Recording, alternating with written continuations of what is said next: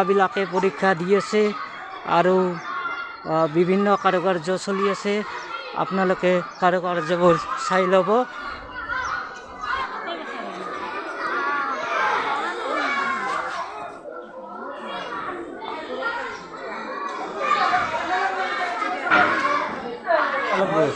এই ৰান্ধনি আলুৰ দম ৰান্ধি আছে, কি ধুনীয়াকে এই ৰান্ধনি লাৰক। এইটো হৈছে ভঁৰাল ঘৰ, আপোনালোকে ধুনীয়াকে লক্ষ্য কৰক। এই ধুনীয়া মছলা দি আছো। আচ্ছা আচ্ছা আচ্ছা, মছলা দি ভাল হৈছে। আমি ল'ৰাবিলাকৰ তালৈ অলপ গুচি যাম।